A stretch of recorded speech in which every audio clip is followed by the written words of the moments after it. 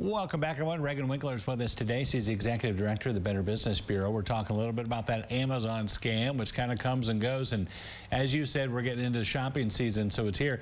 It kind of starts with robocalls that you get from an Amazon imposter. Kind of walk us through what happens then and what you're hearing. Yeah, so sometimes it's a robocall or sometimes it's even a real person, but a lot of times they'll tell you to press 1 or they'll ask you to call a number that they left for you.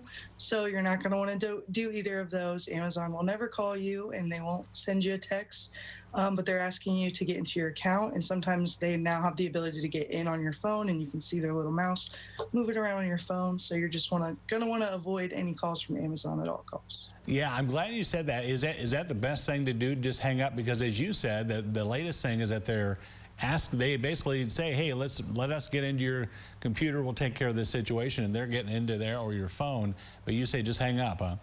Yes, the best is just hang up. Amazon will not call you. If you're going to remember anything, that's it. But just never let anybody even enter or access your phone. If they do get into your account, just be sure to shut down your device immediately and get on a different device and change your passwords. Make sure that they haven't bought anything and contact your credit card companies that is linked to the account. Yeah, you bring up a good point, because that's the ultimate goal, is not necessarily just to get into your Amazon account, but also, as you said, to get on your device, and Lord knows what they can get to once they get into your bank account and everything. Anything you have stored on your phone or computer, they have access to, huh? Yes, you want to just be very careful and remember your passwords. That's important. Make sure they're not stored in your phone. Maybe write them down on a piece of paper, especially with the holiday season. You know, everybody's using all different websites. So be sure to know what websites has your credit card on it and make sure you take it off before you exit the site itself. This is one of those scams, too, and you've talked about it, where the scammers know that almost everybody buys something on Amazon.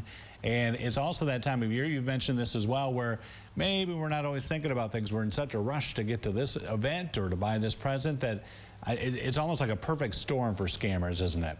Yes, and they're really trying to play on fear with this one. They're saying a lot of times that it's a large amount of money that you purchased something, so maybe thinking that you might have clicked on something extra in your cart and you overspent. They're really trying to use that to their advantage and get you onto your account immediately with them in your phone. So you just want to maybe double check in your cart and really know what you purchased, and also just keep up to date on your packages and look out for everything when you're using services like that. You know, it's interesting. You can always tell when it's a big scam, and I'm glad you guys warn us of them, because Amazon itself, the company's spokespeople, have come out and warned people, and I've gotten emails, I'm sure a lot of people have too, warning people of this exact scam. Do you get word from some of these companies when these things are really active? Not specifically from the companies, but we do try to stay up to date. A lot of companies like AARP will also put out statements and let everybody know what's going on and what's going to happen and how to take care of it if something does happen. One thing you mentioned, too, and I don't think people stop and think about it. All of a sudden, they get this call, and if they do listen to the person, they get panicked and they kind of freak out, and the scammer's playing on that.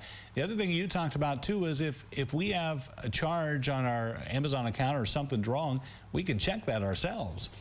Yes, just make sure that you know your passwords, really stay up to date. And with Amazon not being the only place that you're getting packages shipped from, you know, you really have to check and make sure that you're knowing where your packages are going to, who they're coming from, because some companies do send out texts now and they let everybody know where their packages are, and that goes into other scams. But you just have to be up to date on where you're purchasing and who you're going to receive texts from itself, from the companies. Do similar robocalls like this come out from other companies? I know Costco was having issues like this, but some other companies or retailers have the same problem? Yes, there is a lot. Anybody can make their emails or their texts or their phone calls have the same kind of marketing and branding as other companies, but we have access to all their numbers. If you do get a call, if you'd like to call our office to double check and make sure, because with the holiday season, I know not a lot of people aren't just shopping in one place.